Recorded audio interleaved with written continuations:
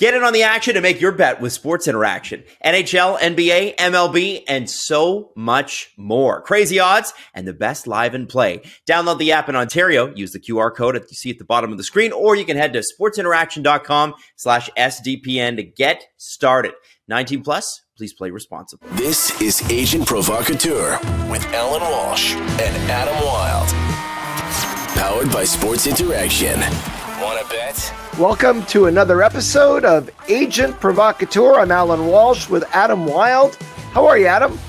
I'm excited, Alan. There's a lot to talk about today. I'm excited about our guest and that sort of thing, but I'm kind of excited for you because you started something big this week, or I guess it was late last week now, and it's something that we forgot to talk about on our episode with Ray Ferraro, which I don't know how that escaped us. Well, I guess you're talking about the race to End CTE that I'm involved with. Correct. So we had Chris Nowinski on as a guest earlier this year. Mm-hmm. And Chris is the executive director of the Concussion Legacy Foundation. And I've been a big supporter of the foundation and their work. And they raise a lot of money and awareness with a goal of researching and ultimately eradicating CTE. There's a lot of retired athletes involved. A lot of current athletes are very supportive of the foundation. And I'm very fortunate to have been asked to serve on the board of directors of the foundation a few months ago, and I'm serving there now.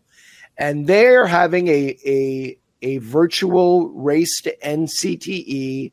I created a team, Team Alan Walsh.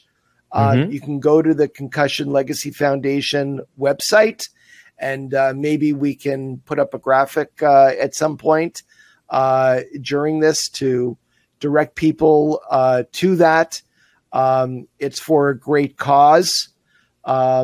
They have a 24-hour helpline where people who are experiencing, mostly retired athletes, experiencing symptoms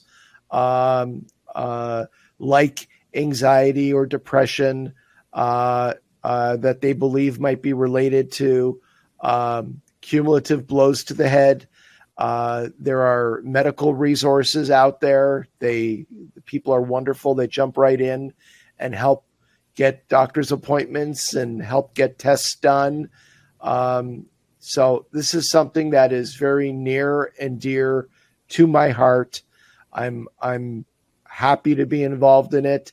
And anybody out there, $5, $10, $15, anything you can spare if you can, it's going to a great cause, and your money will go directly to people who need it. We'll put the link to that in the description underneath the video portion of this episode. Just so if anybody does want to click on that, it's right there. And I'm sure Jesse already has a graphic up and ready to go because he always does. So can you help us bring on this next guest? Our next guest is Phil Picciotto. He's the founder and president of Octagon. Octagon is now celebrating this year its 40th anniversary as a company. I joined Octagon in 2004. I had my own agency, sports agency, representing NHL players with a partner, and Octagon acquired our company and myself, my partner at the time, and all the people working with us in North America and around the world merged into Octagon's existing hockey division. And ultimately, I became co-managing director of that division with Mike Liu. So I know our guest to be a very cerebral, charismatic, dynamic, well-spoken individual, and a really fascinating person with an incredible background.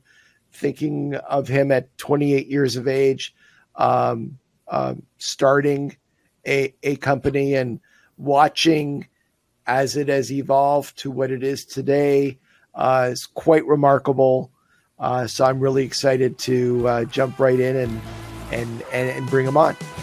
Let's do it. Our guest has been at the forefront of the sports and entertainment industry for many years. He is the founder and president of Octagon, which has grown under his leadership to become a worldwide leader in the sports and entertainment space with over 800 employees across 50 offices in 22 different countries.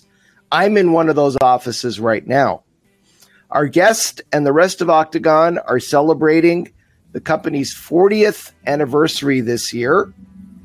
And on any list of the most powerful people in sports, our guest ranks at the very top of everyone's list. Let's give a big welcome to Phil Picciotto. I wish the claps were louder, Phil. No, that's more than enough. Thanks for having me on your show. Welcome, Phil. How are you doing? Doing well. I'm wondering where the last 40 years went. They passed in a flash. Well, let's take a trip down memory lane. And, I've been working at Octagon now for 19 years. Next year will be my 20th year there. Can you tell us how you got started in the sports business and a little bit of your background? I'm in this sports business by complete accident and happenstance. I went to college thinking I would be a biochemist or some kind of scientist, and various decisions or non-decisions led me to a circuitous path that ended up taking me to law school, and from there working for a law firm briefly. That firm dissolved, and we had the chance to create our company back in 1983. And can you tell us a little bit about the process of creating that company? We had less than a month to come up with a concept, a name, an office, staff, clients, and then all the processes that you need to run a company. Back in the day, I think we were all a little bit naive. We thought we would be in survival mode for maybe a couple of years. Alan, you know this from doing this every day as well for way longer than the 19 years that you have very generously spent with us, that no day is the same as the day before or after, and one has to really be on all the time. So I still feel that we have to earn our trust and our reputation and our business every day, and feel that we've been in survival mode for all of those 40 years. So it never gets easier. Well, some things get easier. Most things get more difficult. But if one wants to keep up with the world, not predicting where the world is necessarily going to go, although we do use that adage of skating to where the puck is going to be, then nothing gets easier.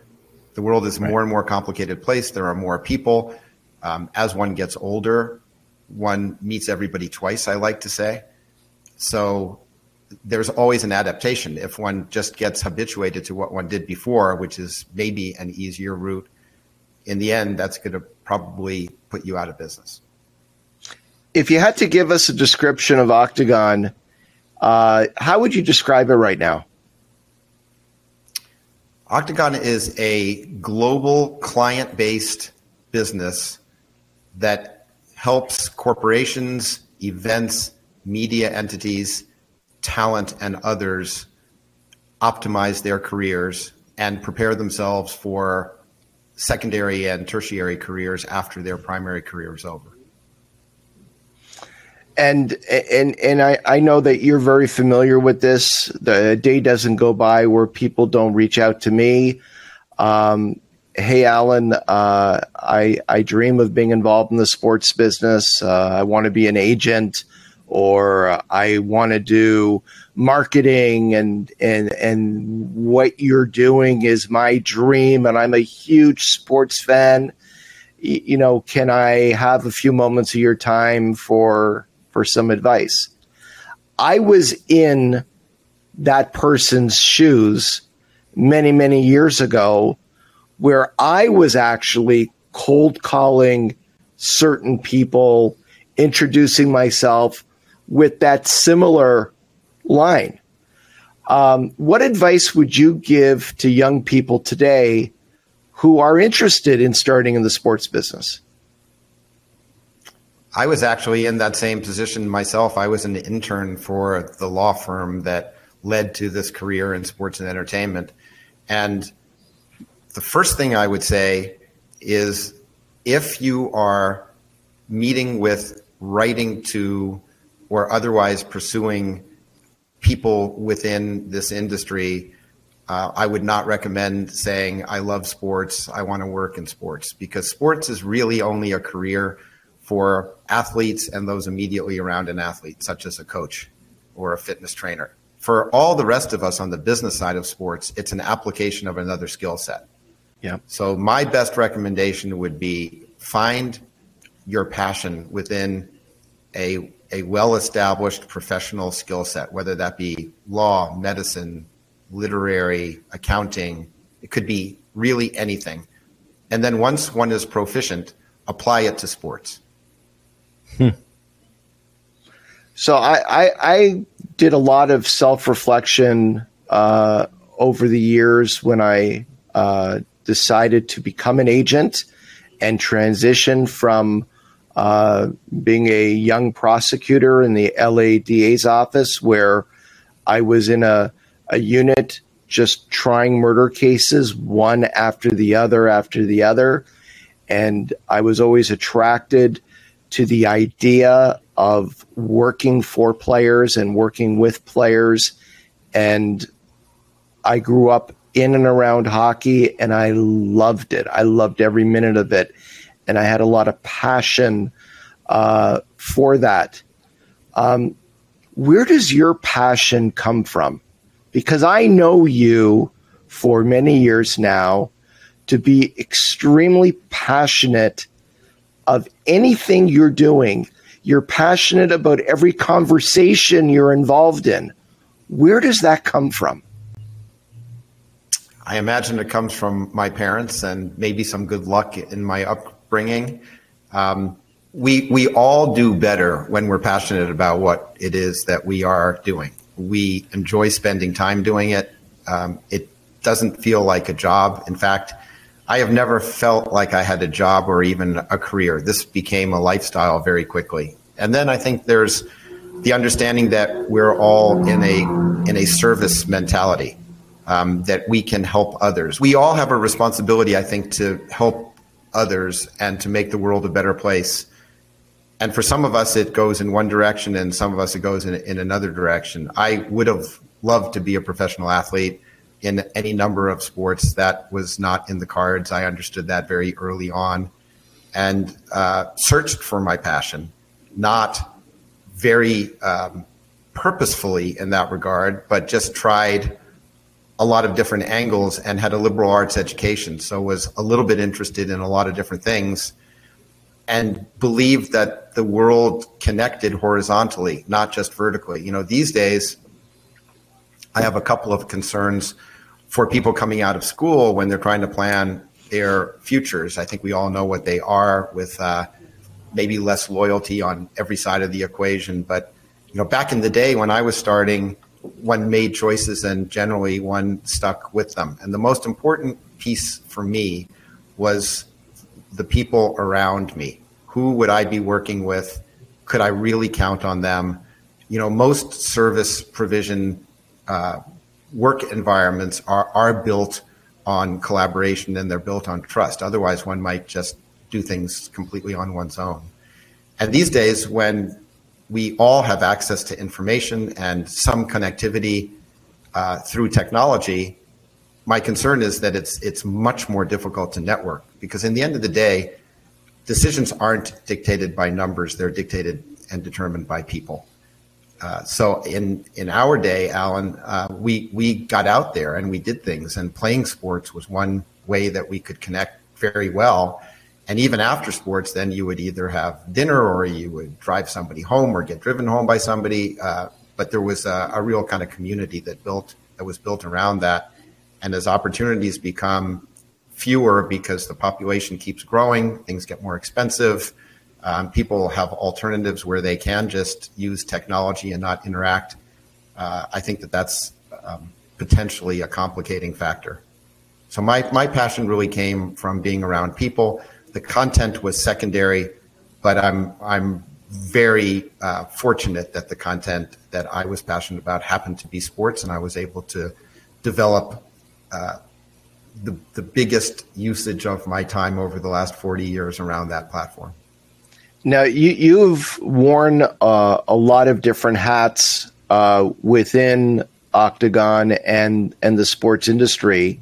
I mean, you yourself is regarded as one of the great agents in sports, in the entire sports business.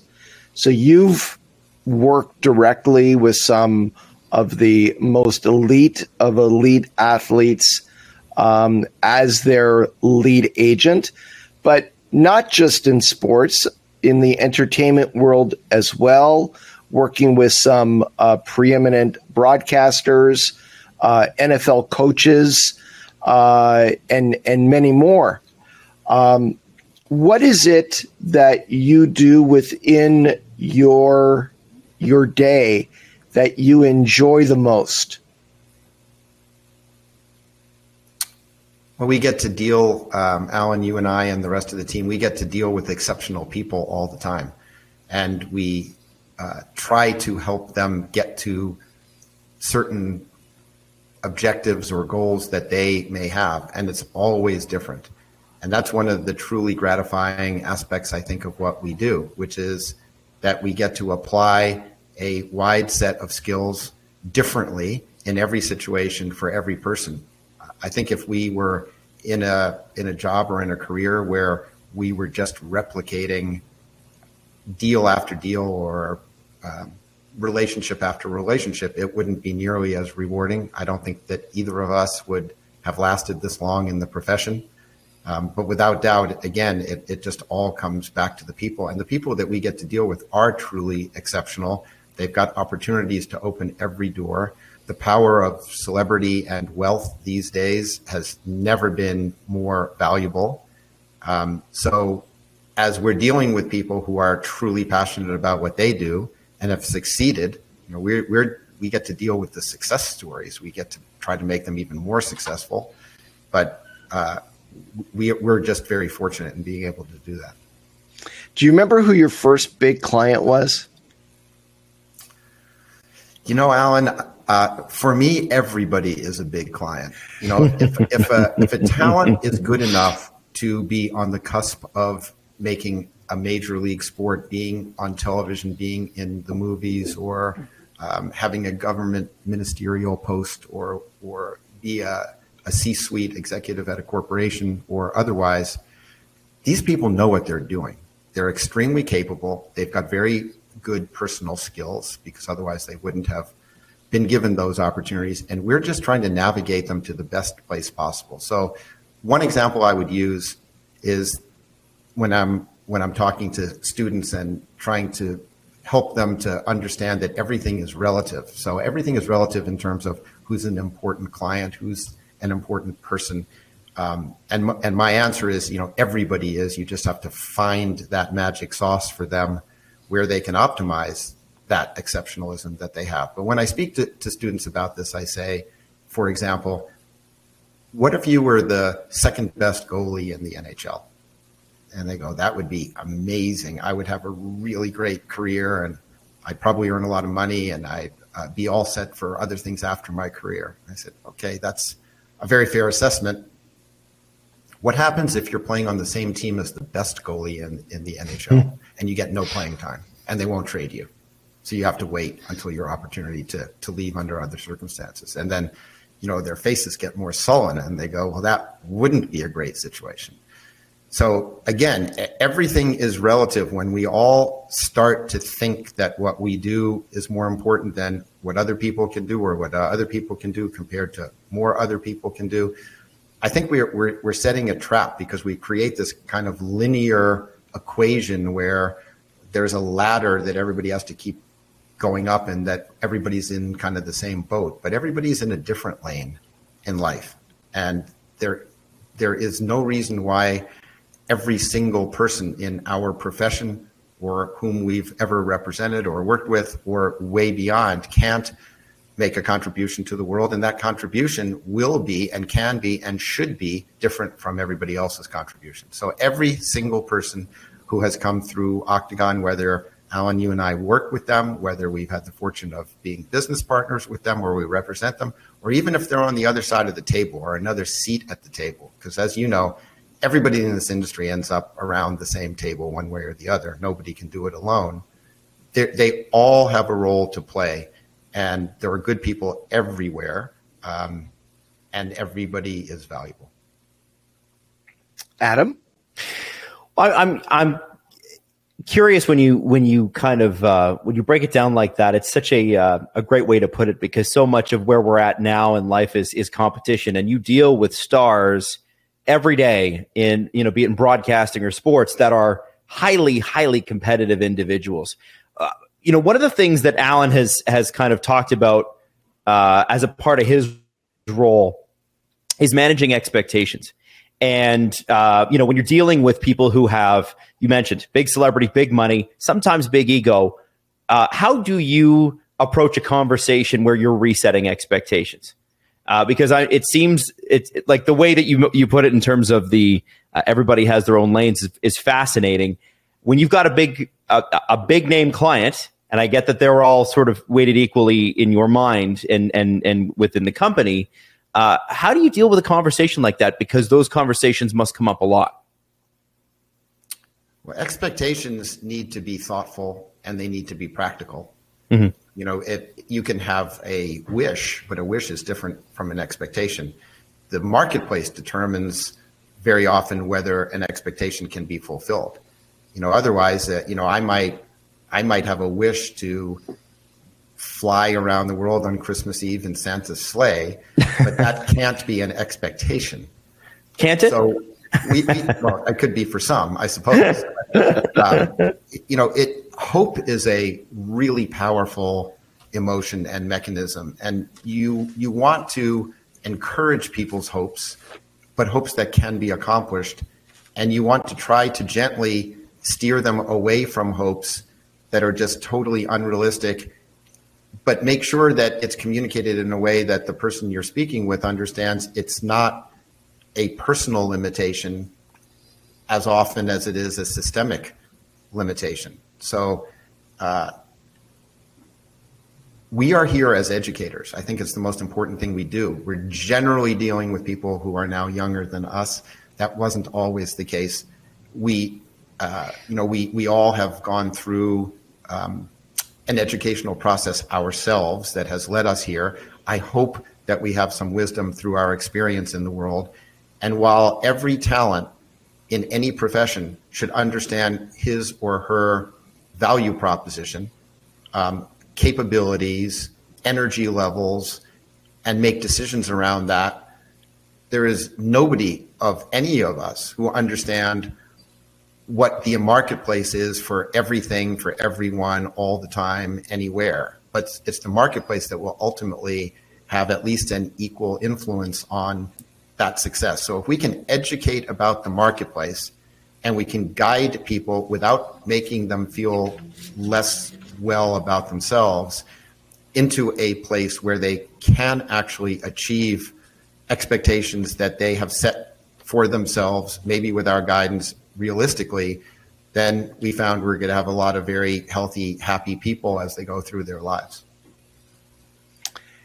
When I started in the sports business, I vividly recall middle of winter, driving from Montreal to Toronto in a rental car and having to stop every couple of hours at a gas station to go to a payphone and dial into my office, and minus 25 degrees outside with a little notebook and shaking hands, pull down voicemail messages and phone numbers and prioritize what was urgent to call immediately and from the payphone because there were no cell phones, making a call to a general manager or to a player or to a parent.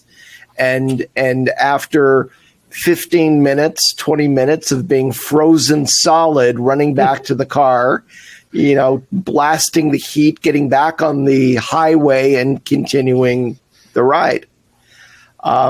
We have seen, all of us, an incredible evolution of technology, both in society and in the sports business.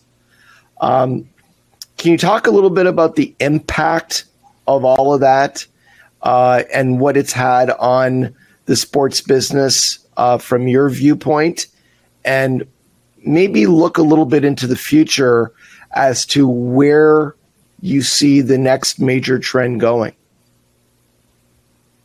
That's a big topic. I think we could speak for days, you and I, and Adam, on this. But I would also add, for the context that you were talking about in leading into the question, that it's not only those solitary payphones at night, in the dark, in the cold, in the middle of Canada. It was also banks of payphones at airports or at events where we were, and you had no idea who was standing next to you. You did know that there was a line of people waiting behind you, and all of our calling cards and our accesses back to the office that in those times, if you hit the pound button on the phone, you could make another call.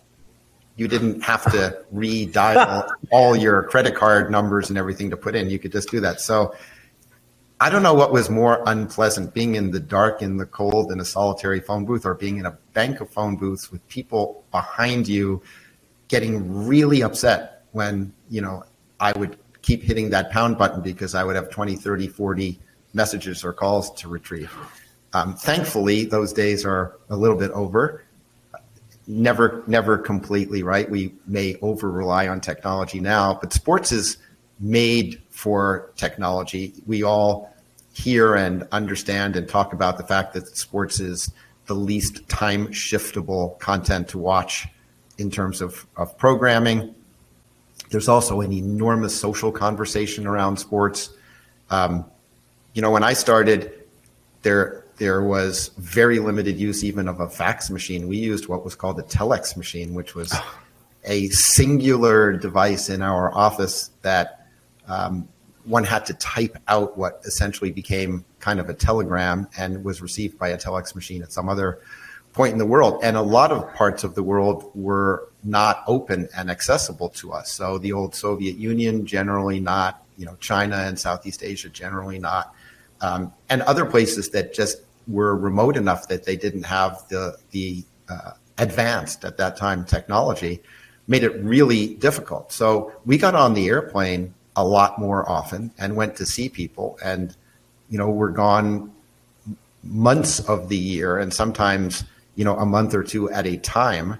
And you would just try to string as many legs as you could together, because if you keep going in a string of airplane legs, it's much more time efficient than if you go somewhere and come back and go somewhere and come back. It's also a lot less expensive. So, technology is fantastic. As the world opened, as there were more population, there was population growth around the world, as there's a developing middle class around the world, one can disseminate content and reach more people, make our clients more visible, make companies in better contact, more authentic, valuable contact with their consumers, athletes with their fans, entertainers with their potential audiences, et cetera, than ever before. And I think that there is no slowing down that advancement into the future. It is one of the things that has grown sports to where it is now and made it such a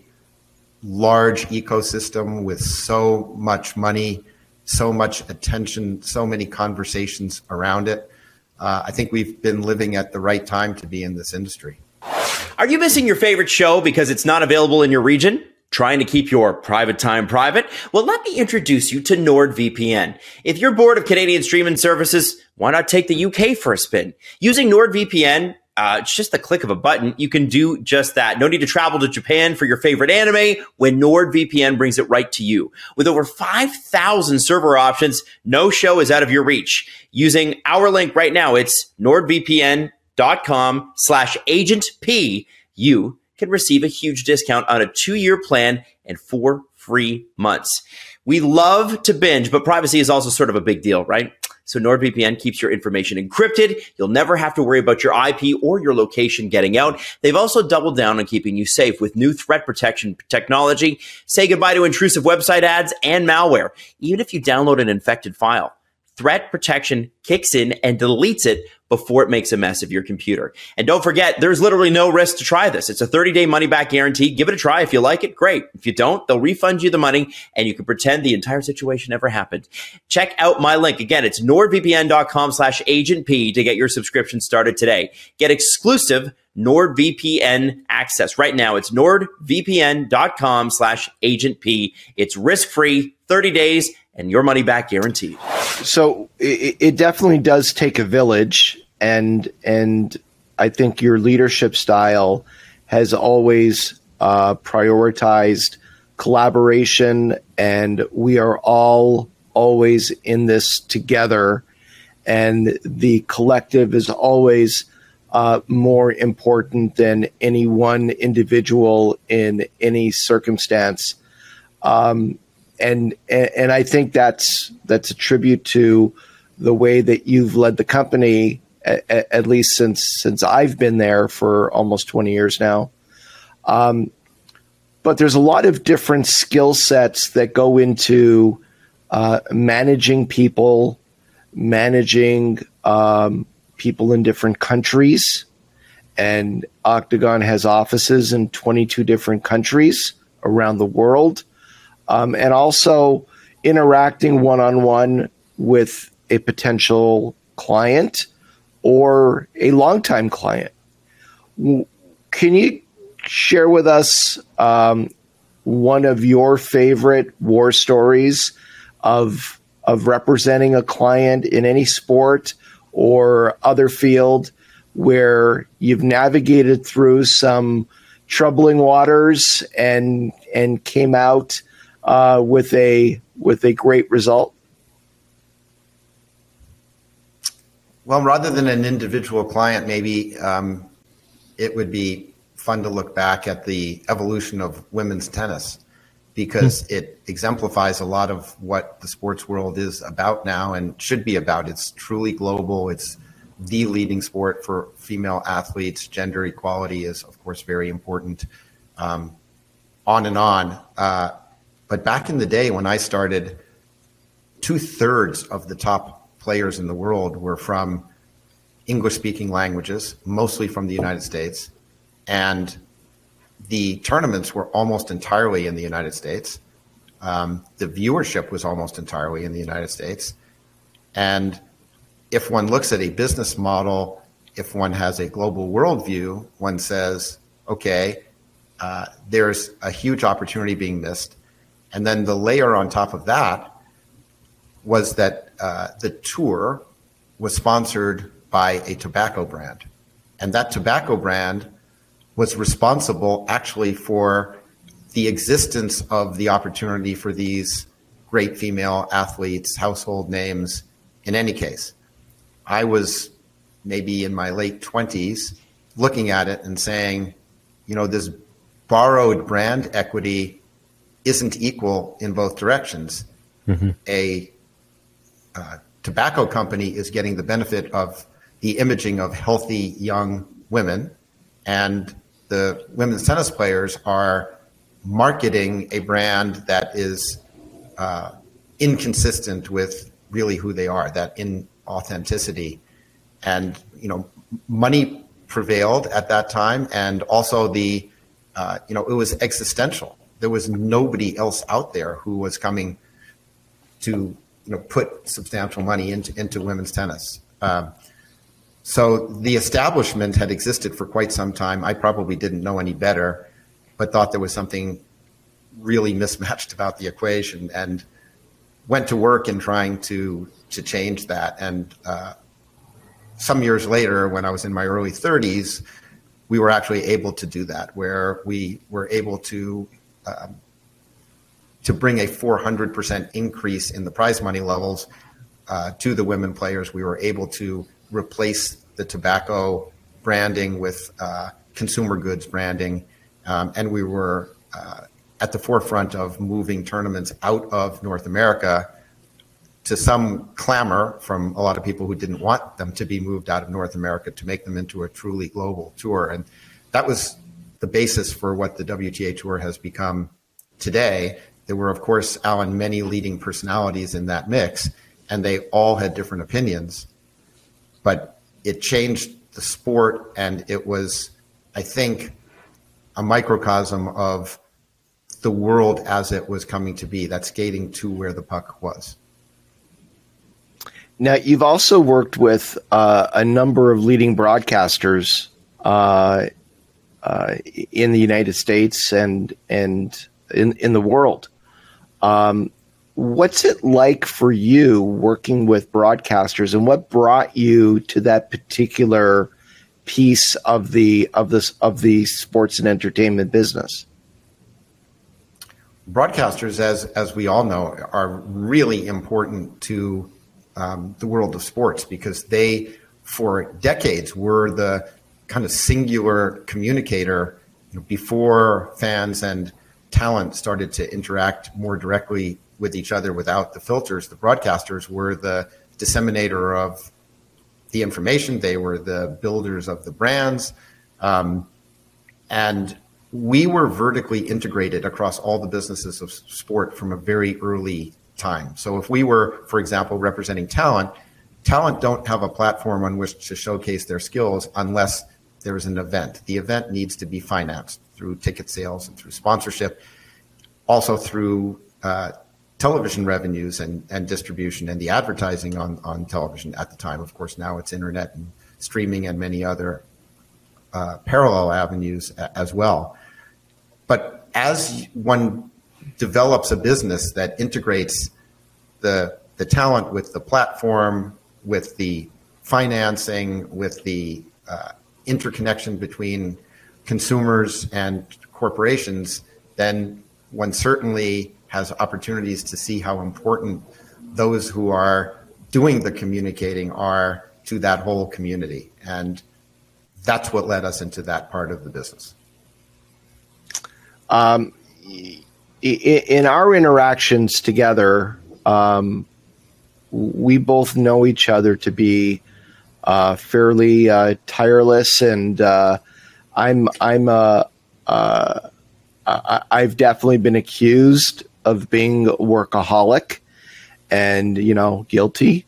I'm always trying to measure just one more phone call, one more text. If I could just squeeze in one more trip before the end of the month, and very driven, and very few people I've ever met in my life have that kind of drive. And I have to admit, with you, Phil, I definitely met my match. What do you do for fun or relaxation away from the business? Because you can't be on 24 hours a day, 7 days a week, forever. And it certainly feels like that many days and weeks and months. But there must be something out there that is a bit of a sanctuary for you away from the business. What would that be? I love nature. I love playing sports. I love being with other people, whether they happen to connect to our business or not. Growing up, I collected stamps. I collected coins. There's always plenty to do to keep me interested, whether it's watching a good TV series. I don't get a lot of chance to do that, but maybe in the background, or whether it's to travel somewhere. For years and years, I would take business trips and not stay even one extra day sites, because I wanted to get home to my family, and I thought that it was just much more responsible, and I really didn't need to spend lots more time on the road. But Alan, the way you framed the question or the comment about yourself, I think I would like to comment on. First of all, workaholism is not necessarily pejorative.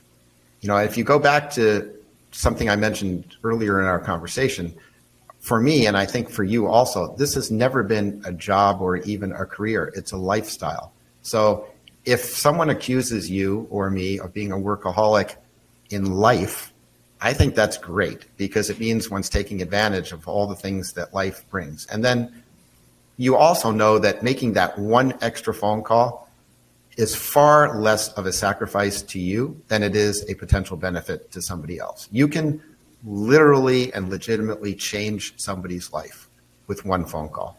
So for us, it might be the 80th phone call of the day. For the person you're calling, it's very possibly the only phone call they've gotten from someone who can really help them during that day. And I think that that's what drives you. And it's rare. It's incredibly valuable.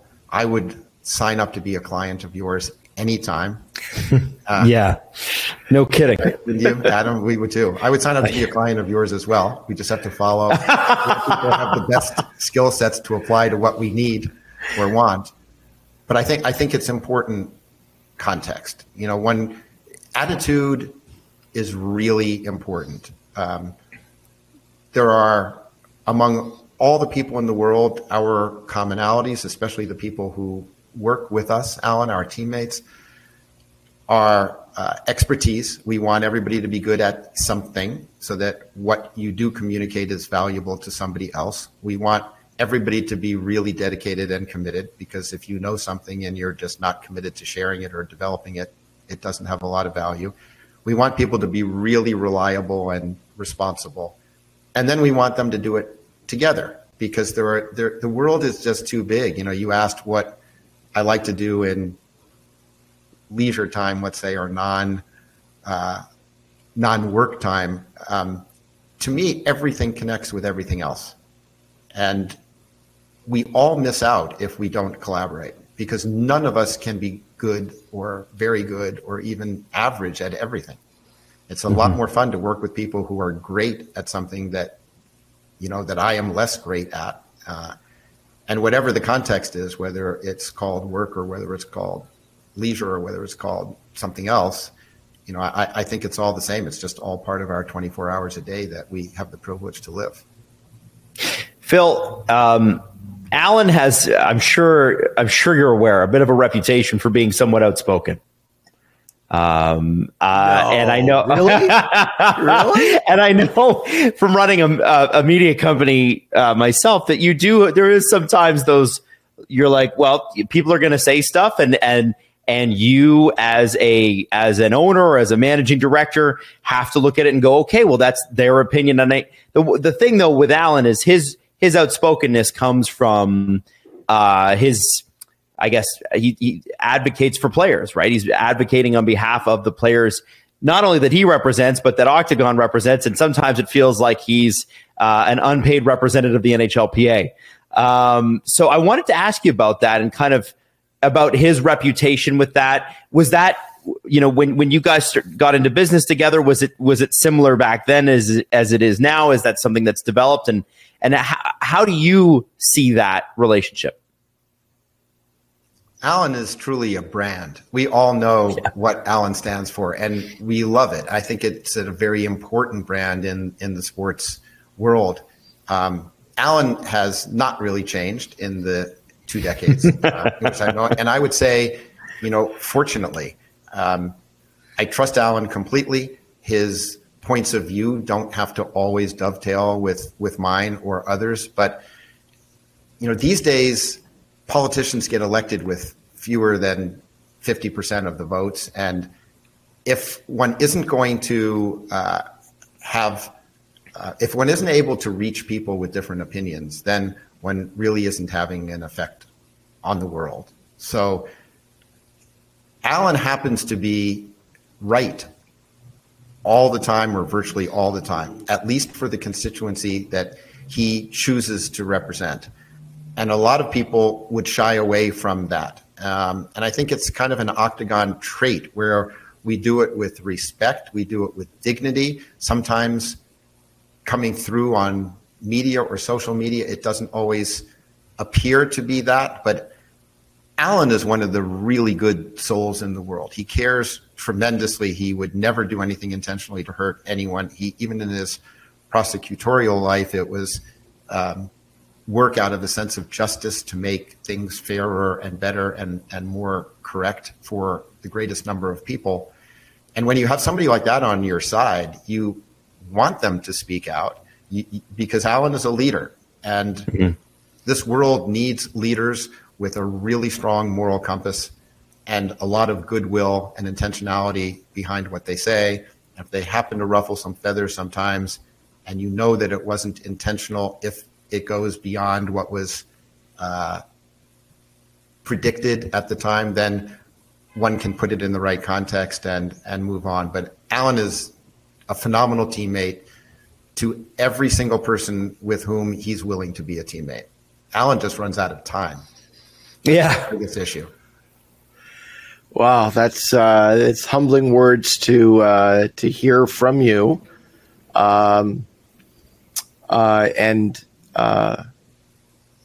you know how much respect I have for you, Phil, and have had since the first time we ever met, and to hear you say that is very meaningful and appreciated.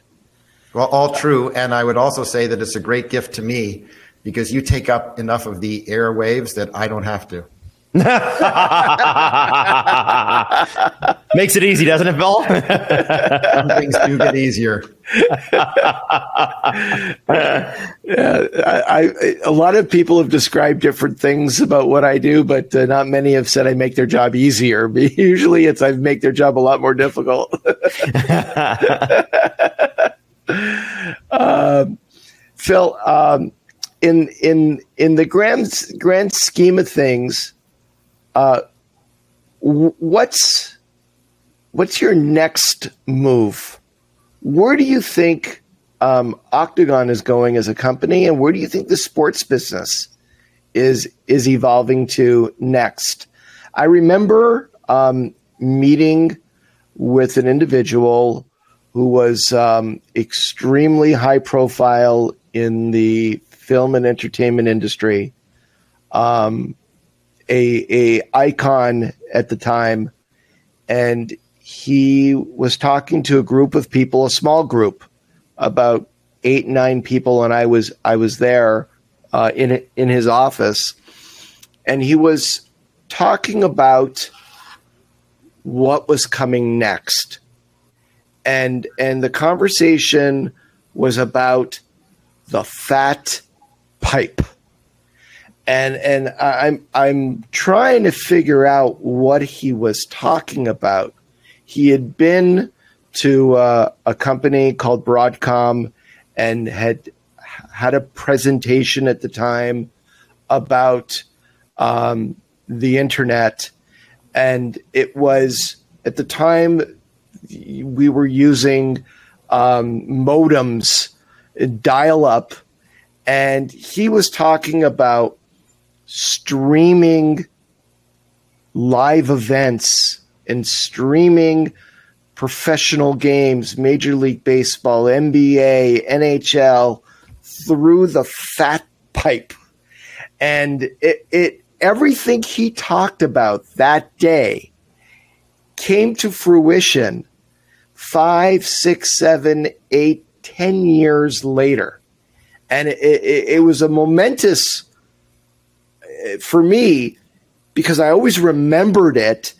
And as things started happening over time, every time something new happened, where I installed in my house my first Wi-Fi router, and it was like, oh my God, there's no wires here.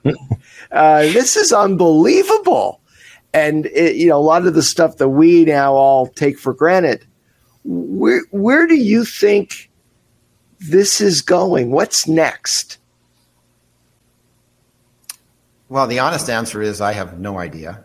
And I think that we are much better tacticians than we are strategists, to the extent that even if we can make some predictions that are educated, it doesn't mean that those predictions will be commercializable even in our lifetimes. So many of the people who predicted streaming or some of the newer technologies are now looking at billions of dollars of debt and trying to figure out how to tweak the business model to work for them. There's a guy named Steve Bellamy who once said to me, and I'm going to change the saying a little bit to be more on point here, that, you know, pioneers might make the discovery, but settlers own the land. So we tend to wait until something is in our sights that we understand how to navigate it.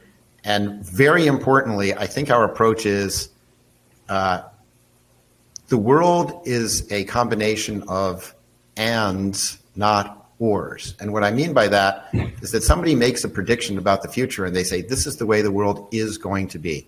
In my experience, the world might be partly that way, but it is almost impossible to be fully that way. So when you're even talking about the delivery of content into our homes from a couple of decades ago, some people said it's about satellite TV. Some people said it's about cable TV. Some people said it will be distributed through your phone lines. And then it went further from there. And they were all right. So it doesn't mean that that a prediction is not important. It's a lot of fun to think about the future. Is it too far out in the future to be worth a lot of our time at the moment? Is it too far out in the future for us to know exactly how to commercialize it for the benefit of our clients, who might not even have careers anymore by the time that some of these technologies advance? Is it a good employment tool for the longevity of our staff? We don't know.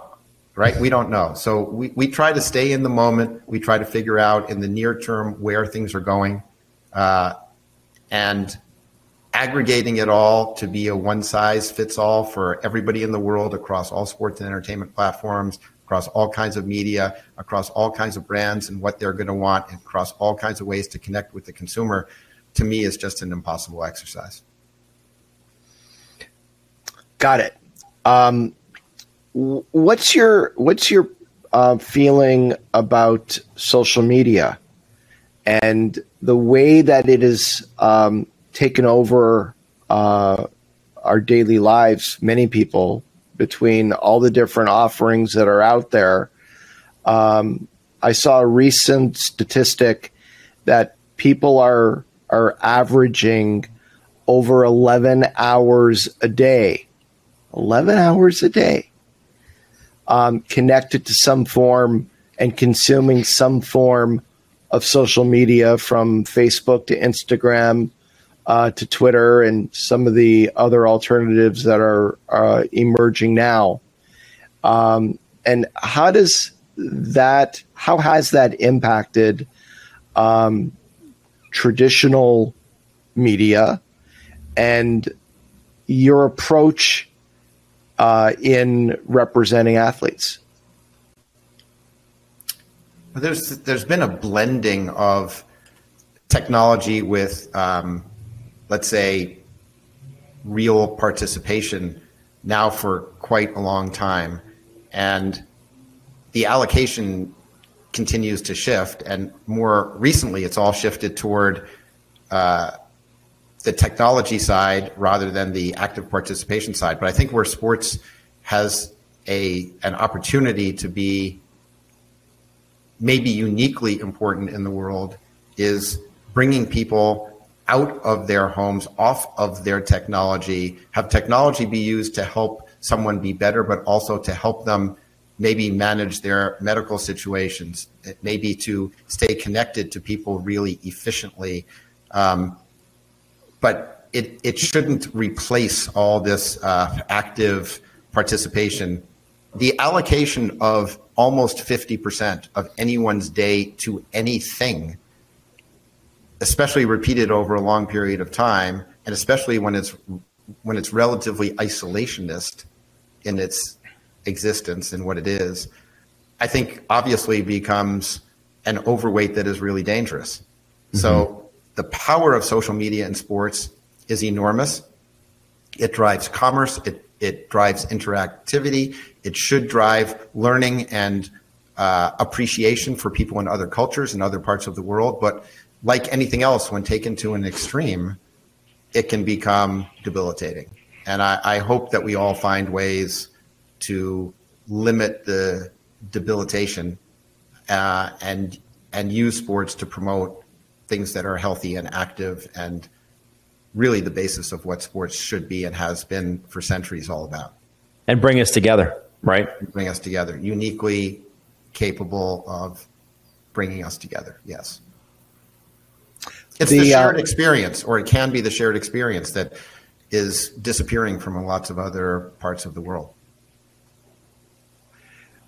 There's been over the last couple of years, I think athlete activism has taken on more and more prominence within the sports world and society in general.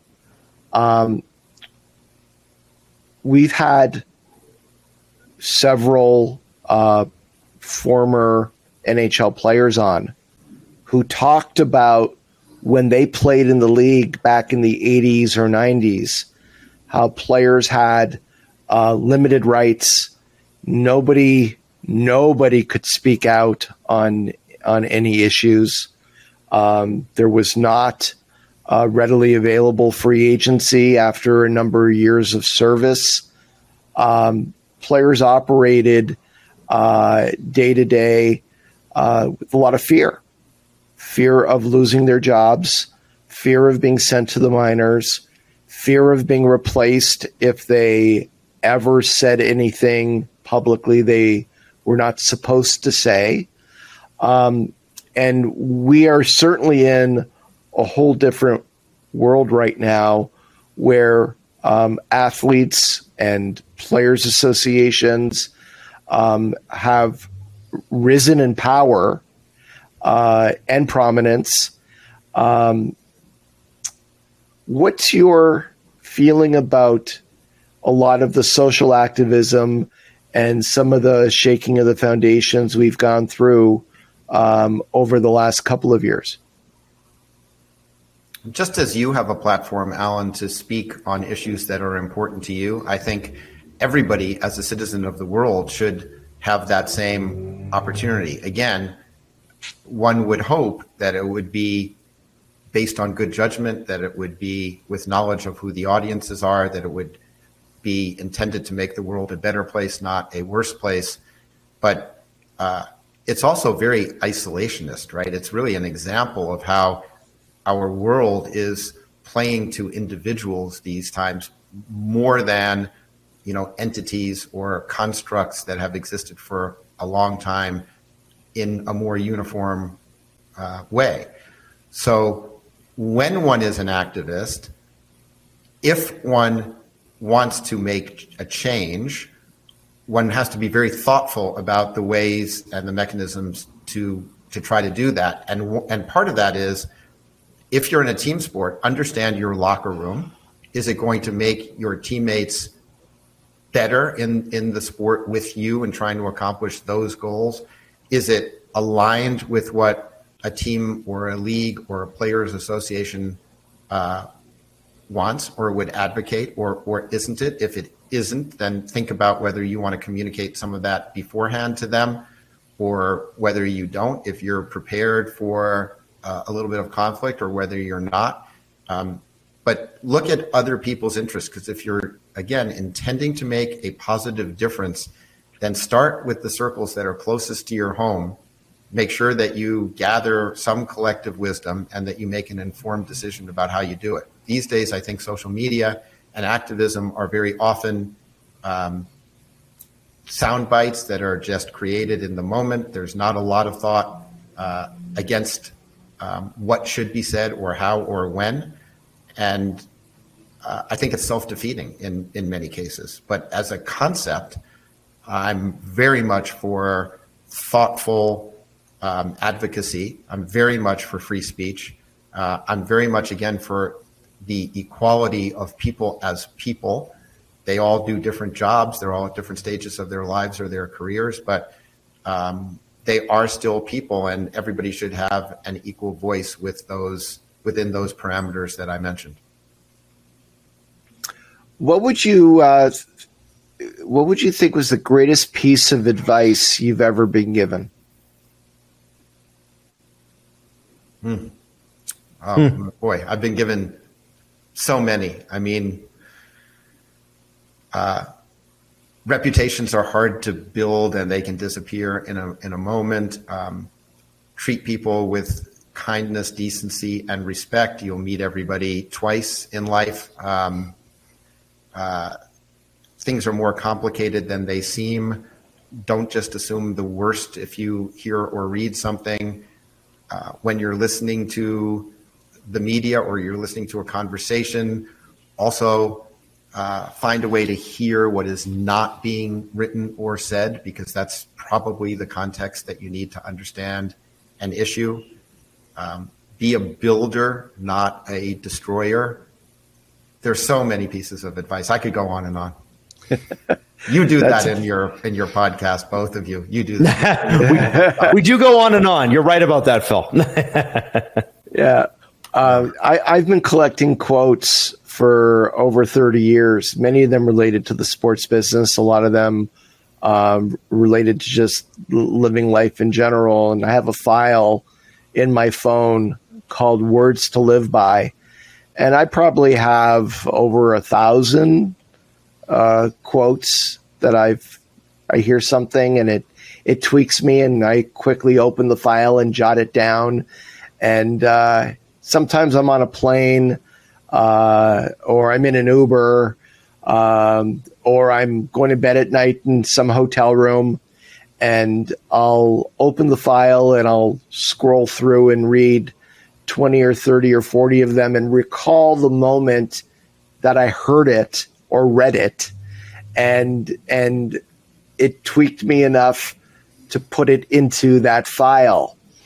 And I really think one day, if I ever turned those quotes over to somebody to edit them and aggregate them, it would be a great roadmap to how to live your life, both professionally and with your family. And I've taken the time to, sit down with my kids every once in a while, and they're like, Dad, read us a couple of quotes. And I'll open the file and I'll scroll through finding the ones most appropriate for them, and I'll read a few off.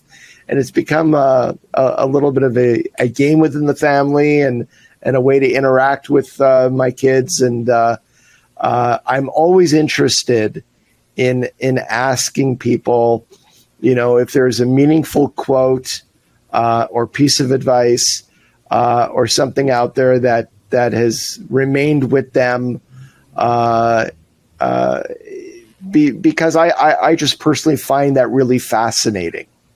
So beyond advice, is there a quote out there that has some meaning to you? I mean, there are so many great quotes. There's been centuries of history and a lot of books and other ways of communication that have been preserved for all of us. But one of the ones that I have heard recently that resonated was a quote from Maya Angelou, who said something along the lines of, when someone shows you who they are the first time, believe them. Mm-hmm. So that also has some room for discussion, because people can make mistakes. Sometimes you don't get the whole context. We all rush to judgment sometimes hearing one thing. There's a very limited sample size when you only hear one quote from a person. But Alan, with your collection of quotes, you might be interested to know that the rest of us write down things that you say. That's right. We got we have your tweets framed. Yeah, we have these collections, Alan. Don't be Adam. And 99% of the time we go, we want to remember exactly where we were with Alan to remember the moment. And 1% of the time we go, did he really say that? and yes. You know, the beauty of me is that it may not be a quote, it might be an image. No, I couldn't imagine that, Alan. No way. No way. Adam? Well, listen, Phil, I think what's been fascinating, and I think the internet speaks in black and white, and listening to you talk and all the things that you've accomplished throughout your career with Octagon, with the team that you've built, with the people you've surrounded yourself with, it's been so refreshing talking to somebody who sees life in a little bit of the gray areas and talks, you know, when you said, you know, things are much more complicated than they look. Don't always assume the worst. That, as Alan can tell you, is the antithesis of social media, especially Twitter. Where did you come by that attitude? Is that something that you sort of picked up along the way? Is it how you've always been? Well, having grown up before social media, I think was helpful in that regard. And I'm the first one in my family born in the United States, so I had a kind of a global context with which I hope I learned something when I was young. And then I've had the benefit of being around a lot of really terrific people, and one understands how unfairly they can be treated and how harmful some of the things that they've heard that they take very personally or have been directed at them because they're celebrities and for no other reason. And I've been in newsrooms where people's jobs are writing headlines about people that they've never met, about events that they have never seen themselves. And the headlines are supposed to sell a newspaper, but there's no attention paid to the fact that there are human beings behind it who whose reputations can be damaged by somebody who doesn't even know them for things that they never actually did. And that always bothered me. So I hope I've been vigilant, and I hope I've been decent, and I hope I've been respectful, and I hope I haven't shied away from expressing an opinion in situations where others are not those things that actually to them probably made me seem less decent or less respectful, but at least I was authentic to what I believed. Phil, you've been incredibly generous with your time. Really appreciate you coming on and sharing your thoughts and answering some of the questions I threw at you today. It's always a pleasure having a conversation with you. And I always thought, you know, when I started this podcast, this is our second year of having you on as a guest. And I know that we had some dialogue going back and forth over the last month or two, finding the right time. I'm just very appreciative and very grateful that you've taken the time to come on today. Well, I appreciate your wanting to spend this time with me. Adam, good luck building your studio, this podcast, other podcasts, everything that you're doing. Alan, thank you. Keep being yourself. Keep doing what you're doing. We couldn't have a better colleague and teammate. And thank you both. This has been Agent Provocateur with Alan Walsh and Adam Wilde.